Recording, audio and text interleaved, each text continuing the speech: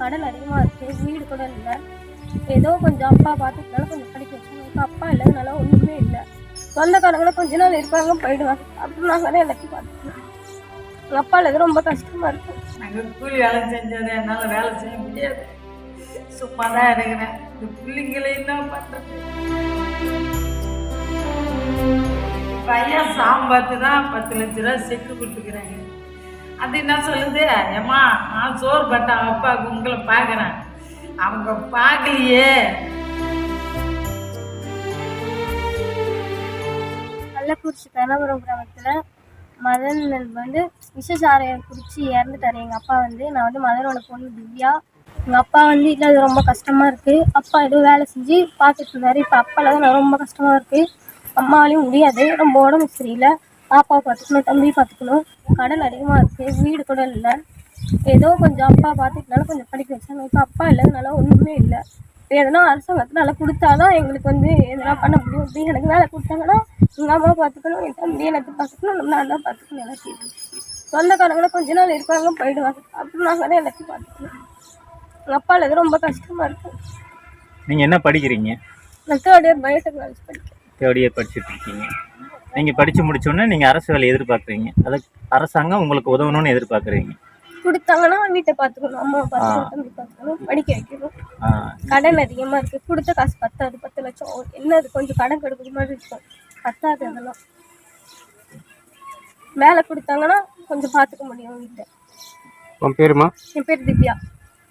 கள்ளக்குறிச்சி கருணாபுரம் சேர்ந்த மதன், என் வீட்டுக்காரர் மதன் பேர். பெயிண்டிங் வேலைக்கு தான் போவார். இந்த விஷசாராயம் குடிச்சு இறந்துட்டார்.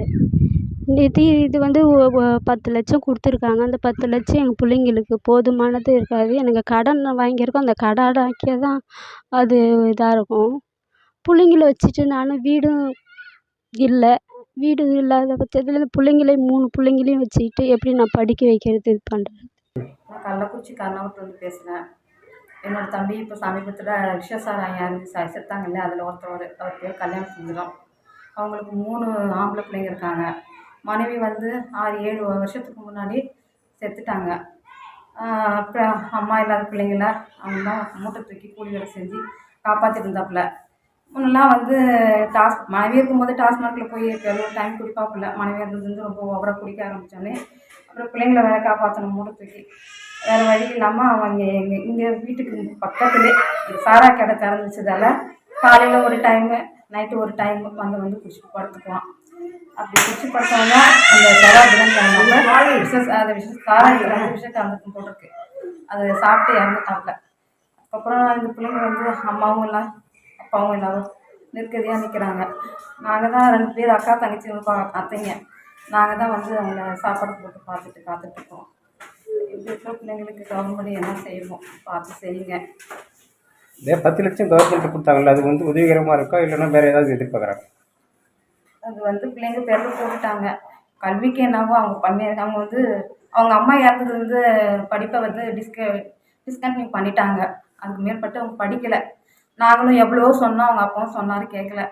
அதுக்கப்புறமா இப்போது சொன்னாங்க கவர்மெண்ட்டில் நீங்கள் படிக்க வைக்கிற மாதிரினா படிங்க, படித்தா தான் நாங்கள் உங்களுக்கு உதவி செய்ய முடியும், கவர்மெண்ட்டில் பணம் கொடுத்து உதவி செய்யணும், படிக்கிற ஏற்பாடும் நாங்கள் பண்ணுறோன்னு சொல்லியிருக்காங்க.